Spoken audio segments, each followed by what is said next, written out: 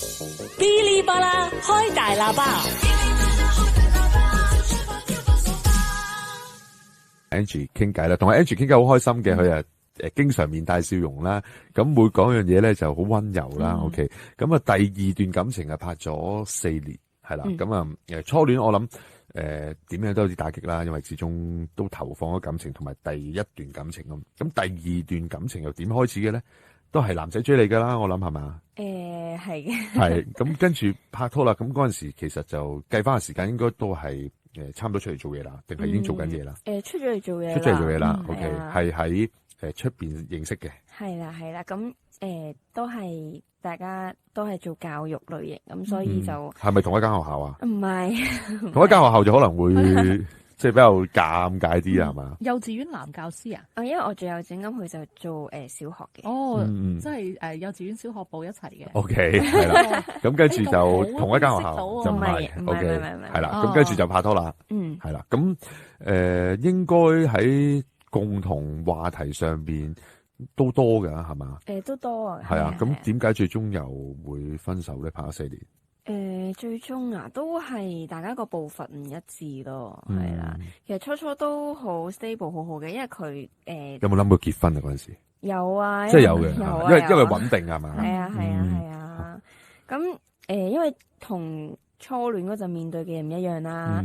大個咗面對多咗好多經濟問題啦，係好實際嘅問題啦，係啦，好實際嘅嘢啦。咁甚至乎你如果去到要諗結婚嘅話，咁除咗經濟之外，你仲要諗自己屋企人啦，將來會唔會有小朋友啦，跟住住邊啊，總之好多啦，係啦，好多即係生活上嘅問題啦，係啦，除咗性格上嘅磨合，咁仲有柴米油鹽噶嘛，係咯，喺呢方面令到大家即係決裂啦，定係咩原因呢？反而可能有少少調翻轉嘅，就係佢年紀比我大少少嘅，佢好想快啲組織家庭，想結婚，咁所以佢自己就俾咗好多壓力自己咯。即係喺工作上邊想即係揾多啲錢啊，做多啲收入啊，有多啲收入咁樣。咁但係我當時就覺得，咦，其實唔係，我仲年輕，我仲有好多夢想追，我就未想咁快到組織家庭同埋要有小朋友住。係啦，咁所以呢方面就未係好有一個共識。佢幾多歲啊？佢大你幾多係啊？30幾，大我4年到咯。又唔算好多喎，即係如果你講一對情侶或者一對夫婦呢個年紀，其實都係幾配合嘅，係嘛？但係佢係做啲咩？你覺得係好大壓力啊，好唔放鬆咁樣啊？其實我就 OK 嘅，因為我都體諒佢咧。其實佢為咗呢段關係付出咗好多，係啦。佢做嘢好忙，都係為咗想大家有一個好啲嘅將來啦。係咁，但係當時我就覺得冇必要令到自己咁攰啊。兩個人一齊開心啊。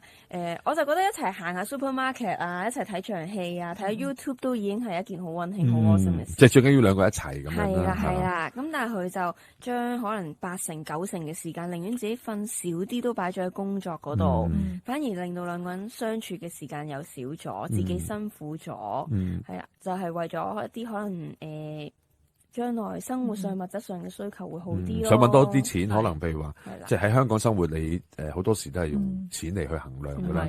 即係你有多啲錢嘅，可能同你出去食餐飯都係食好啲。咁佢可能係用咁嘅心態啊，去方向去做嘢。咁好啦 ，Anita， 如果去到呢啲情況咧，即係我諗你做配對都好多唔同嘅case 都處理過㗎啦。咁你要點勸下個男仔，或者點同個女仔雙方面都教育下咧？其實咧，真係要男嘅咧，佢都要了解個女仔嘅訴求嘅，因為女仔即係我相信你都係想多啲時間相處啊，多啲溝通啊，需要人陪多啲，係咪啊？係咪咁嘅意思啊？情緒價值係咪？係情緒價值，會唔會係咁樣嘅理解咧？係咪佢俾嘅情緒價值或者時間比較少啲啊？關注比較少啲？我覺得要溝通咯，因為好多男仔咧唔想另一半擔心，好多嘢收埋喺個心度，有幾多壓力都係自己承受住，係啦。咁但係我就覺得你講出嚟，我都會想幫你分擔咯。但係如果你唔講咧，我連一個幫你分擔嘅機會都冇，亦都了解唔到你個內心個諗法。係啦。咁所以，譬如嗰個男仔要聆聽下嗰個女仔究竟係內心想要啲乜嘢啦。即係唔好成日都覺得，都係咁樣噶啦，諗住之後都同你結婚噶啦，嗱依家嗱諗，即係勤力啲做嘢，儲錢 plan 個將來咪得咯咁樣。咁有好多男仔都係將自己所有嘅 planning 都即係覺得係理所當然，擺喺心度冇去分享啦，係啊，咁所以男仔要多啲分享啦，聽下女仔嘅訴求啦，跟住女仔亦都可以主動啲同佢講你嘅訴求係啲咩，清楚啲表達，或者同個男仔制定啲目標咯，即係我覺得咧每個禮拜咧起碼要有一日咧 full day 係唔做嘢嘅，去我哋要做啲咩活動咁樣，咁同佢做啲 planning 咯。嗰陣時有冇做啊？就係冇。嗰時即係冇畫一個 time table 俾佢係嘛？即係星期日你就唔好全日呢就留翻俾我啦咁樣。會想去多啲休息咯，係因為真係太忙，有時見到咁攰咧，你又覺得不如休息下，唔好再花時間去到特登出街搵嘢做。係咁呢段感情係咪你提出分手啊？係 timing 問題咯，其實係係啦，即係咁。但係我諗我自己會想象你嗰一刻即對方呢個男仔應該分手嘅時候都幾大打擊，因為佢做緊好多嘢，其實都係為咗你，為咗大家將來噶嘛，係嘛？但係最後係佢壓力比較大啲，咁所以佢就越嚟越冷淡咯，係啦。咁後尾溝通嘅時候都未係好有一個共識，亦都即係冇真係講到出口會分手，但係已經中間已經冇咗個 connection 喺度，咁其實大家就默認咗呢件事，係啦，咁即係一段時間基本上可能就已經好疏離，同埋聯絡上都好少啦。timing 咯，即係可能我發現咗呢個問題嘅時候，我想挽回嘅時候，咁佢又有少少可能逃避啦，唔想面對住，想要多啲時間同空間去思考。咁但係當我筋疲力盡啦，好攰啦嘅時候咧，佢就突然間叮一聲諗通咗，想翻嚟揾翻你。係啊，咁但係當時我又覺得我已經好攰啦，唔想再去經營呢段關係啦。咁所以可能係 timing問題。呢個時間維持咗幾耐啊？你雙方即係叫做喺度忐忑啊、冷戰啊，都可能有1-2個月。1-2個月。咁其實佢都冇好好把握喎，呢1-2個月，都成個幾2個月啦，嗬。俾你會點做啊？俾我啊，嚟 Anita 考我諗。唔係，其實可能個男仔我自己覺得啊，如果我係男仔嘅立場去諗，可能佢自己腦裏邊諗緊嘢好多，唔係淨係話愛唔愛你，可能佢諗緊將來同你一齊會唔會處理到佢生活上嘅問題啊，各方面，咁變咗佢就令到佢自己考量嘅時間咧就拉得好長，咁我覺得佢係三心兩意咁咯。咁但係調翻轉佢過一段時間啦，真係發現啊，原來真係好掛住你啦，但係你已經嗰一刻就因為時間問題已經心淡咗啦，即係咁咯，係男仔咧有啲惰性啊，係咪啊？即係諗住擺住喺度，佢諗住你唔會走，係啦。